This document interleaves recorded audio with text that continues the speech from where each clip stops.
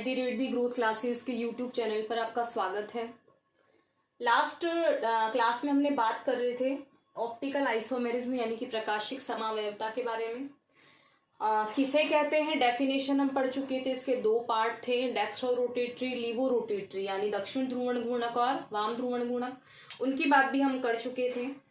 इसके बाद हम अगर इसका आगे देखें, प्रकाशिक समावयवता में और क्या क्या चीजें हैं या इसके होने के लिए और हमें क्या क्या चीजें चाहिए, तो देखिए इसमें प्रकाशिक समावयवता के लिए इसी का एक और नाम है ध्रुवण घूर्णकता।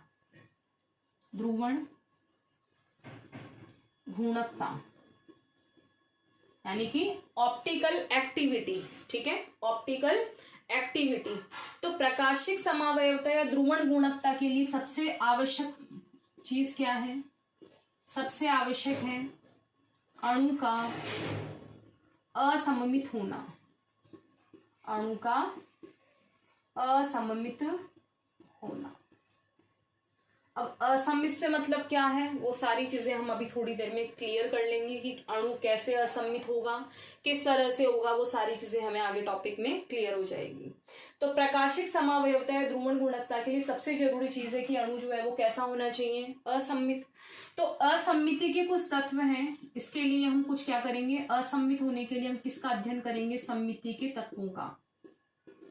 सममिति के तत्वों का अध्ययन करेंगे, उससे हमें ये सारी चीजें क्लियर हो जाएगी कि अणु सममित होता है, असममित होता है, प्रकाशिक समावयवता कब होगी।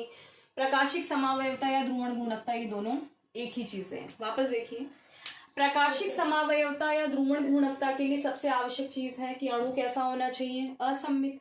तो हमें पहले ये तो पता चले कि सममित क्या होता है। अगर हमें सममित पता है तो हम असममित अपने आप निकाल लेंगे।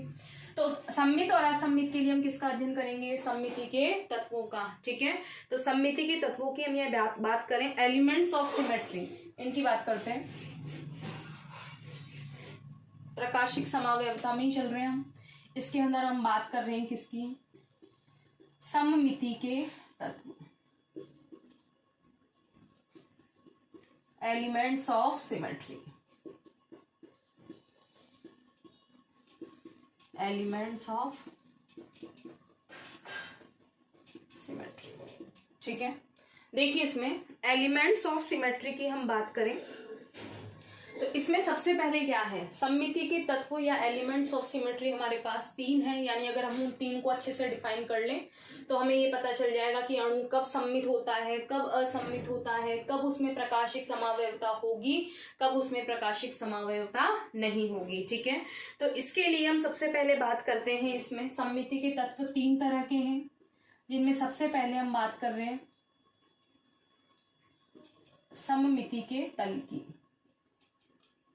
सममिति का तल, ठीक है, एक है सममिति तल, दूसरा आएगा इसमें सममिति अक्ष और तीसरा है सममिति केंद्र। शायद आप लोगों ने पहले भी इनके नाम सुन रखे होंगे। ठीक है, सममिति का तल यानी कि प्लेन ऑफ सिमेट्री। ठीक है, प्लेन ऑफ सिमेट्री। ठीक है, प्लेन ऑफ सिमेट्री की हम यहां बात करें तो प्लेन ऑफ सिमेट्री में क्या है, देखिए प्लेन ऑफ सिमेट्री में सबसे पहले हमारे पास चीज है, इसको यहीं कर लेते कंटिन्यू। देखिए इसमें प्लेन ऑफ सिमेट्री की हम बात करें तो सममिति के तल में सबसे पहले इसकी हम डेफिनेशन देखें कि इसकी डेफिनेशन क्या होगी। तो किसी वस्तु के, किसी या वस्तु भी बात कर सकते हैं हम, या हम किसी अणु की भी बात कर सकते हैं, उससे कोई फर्क नहीं पड़ेगा। ठीक है, तो किसी वस्तु के ऐसे तल को, किसी वस्तु के ऐसे तल को सममिति तल कहते हैं। किसी वस्तु के ऐसे तल को सममिति तल कहते हैं,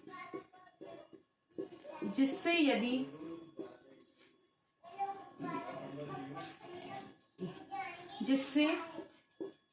यदि उस वस्तु को विभाजित किया जाए तो दोनों रूप एक दूसरे के दोनों रूप एक दूसरे के दर्पण रूप होंगे,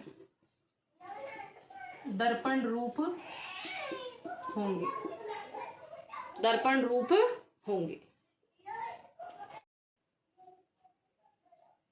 तो किसी वस्तु के ऐसे तल को सममिति तल कहते हैं जिससे यदि उस वस्तु को विभाजित किया जाए तो दोनों रूप एक दूसरे के क्या होंगे, दर्पण रूप होंगे, यानी कि मिरर इमेज होंगे। ठीक है, जैसे फॉर एग्जाम्पल देखते हैं, या हम ऐसे बात करें कि सममिति के तल को हम किससे निरूपित करते हैं, यही लिख देते हैं इसको निरूपित करते हैं हम किससे, सिग्मा से।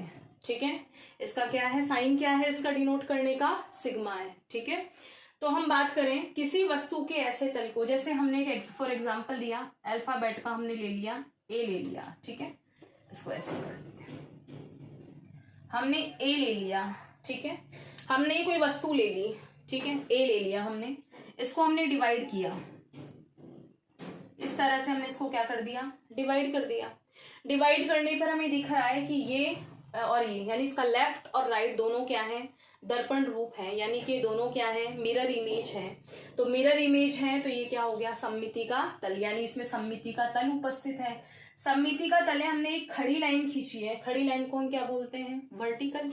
तो इसमें यानी कौन सा सममिति तल है, इसमें वर्टिकल है। ठीक है, ऊर्ध्वाधर सममिति तल, इसको हम क्या कहेंगे, ऊर्ध्वाधर सममिति तल। ठीक है, ऊर्ध्वाधर सममिति तल, वर्टिकल प्लेन ऑफ सिमेट्री। ठीक है, उसके बाद हम एक और बात करें बी की। अगर एक जैसा नहीं दिखे तो हम उसको एक जैसा बना लें पहले, ताकि हमें दोनों एक जैसे नजर आए, नहीं तो हमें आधा अलग नजर आएगा, आधा अलग नजर आएगा। ठीक है, अब लगभग सेम है, वो आप लोग आगे देख लेना हो। इसको हम डिवाइड करें यहां से। ठीक है, हमने इसको कहां से डिवाइड किया, इसको हमने वर्टिकल डिवाइड किया, इसको हमने हॉरिजॉन्टल यानी कि क्षैतिज। तो ऊपर और नीचे दोनों एक दूसरे के क्या है, दर्पण प्रतिबिंब है। तो ये कौन सा हो गया हमारे पास, क्षैतिज सममिति तल, क्षैतिज सममिति तल।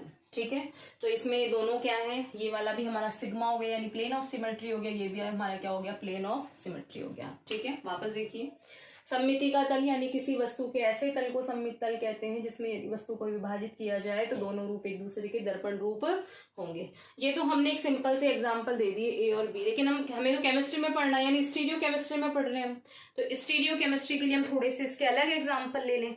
तो अलग कोई से भी ऐसे एग्जाम्पल ले लें हम कि जिनमें हमें क्या मिलना चाहिए, सममिति तल मिलना चाहिए। तो हम सबसे पहले इसमें ले लेते हैं, अगर किसी ने नोट डाउन करना है तो आपका 20 सेकंड का टाइम है, आप इसे नोट डाउन कर सकते हो।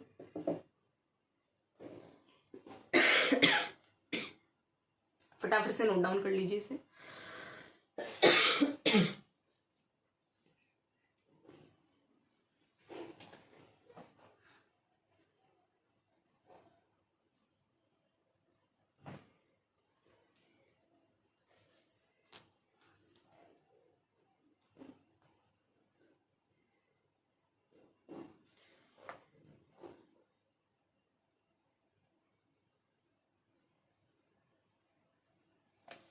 ठीक है, देखिए इसमें आगे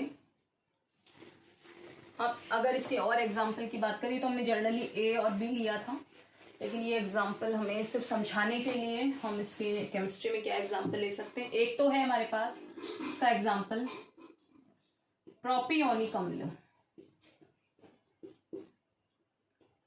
प्रोपियोनिक अम्ल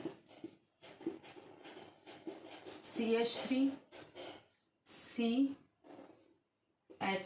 CH3। इस तरह से क्यों लिख रहे हैं, क्योंकि हमें प्लेन ऑफ सिमेट्री बनाना है ना, इसमें हमें सममिति का तल बनाना है, इसलिए हमने इस तरह से लिखा है इसको COOH। ठीक है, CH3 CH2 COOH, ये क्या होता है, प्रोपियोनिक अम्ल। इसको हम डिवाइड करते हैं, हमें बीच वाली लाइन से काम नहीं है, ध्यान रखना। ठीक है, बीच वाली सिर्फ हम डिवाइड करने के, तो बीच में अलग अलग ग्रुप होंगे तो भी चलेगा, उससे कोई फर्क नहीं पड़ेगा। इसमें हमने एक सीधी लाइन खींची, ठीक है, तो यहाँ सीधी लाइन पर अलग अलग ग्रुप आ रहे हैं, उससे कोई मतलब नहीं है। लेकिन अगर हम लेफ्ट की और राइट की बात करें तो दोनों तरफ हमारे पास क्या है, HH ग्रुप है, इधर भी H और इधर भी क्या है, H है, यानी दोनों एक दूसरे के क्या है, बिल्कुल समान है। कौन सा सममिति तल हुआ इसमें? ऊर्ध्वाधर सममिति तल। और एक एग्जाम्पल हम ले सकते हैं इसमें, मीसो टार्टरिक अम्ल।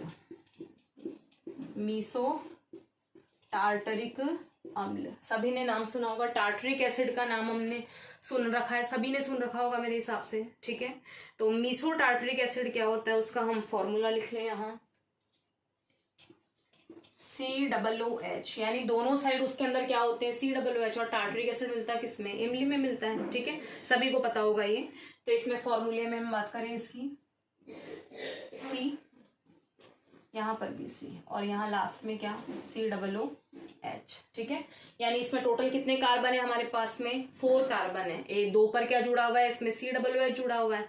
और 2 की हम बात करें तो यहाँ जुड़ा हुआ होता है इसमें H, यहाँ जुड़ा हुआ होता है OH, यहाँ पर भी सेम यही बात करें हम, यहाँ तो H, यहाँ OH, यहाँ H और यहाँ OH। इसको अगर हम हॉरिजॉन्टल अगर हम इसको डिवाइड कर दें तो ऊपर और नीचे क्या है? बिल्कुल सेम है। तो ये भी हमारे पास में क्या हो गया? सममिति का तल। एक में हो गया कौन सा? ऊर्ध्वाधर।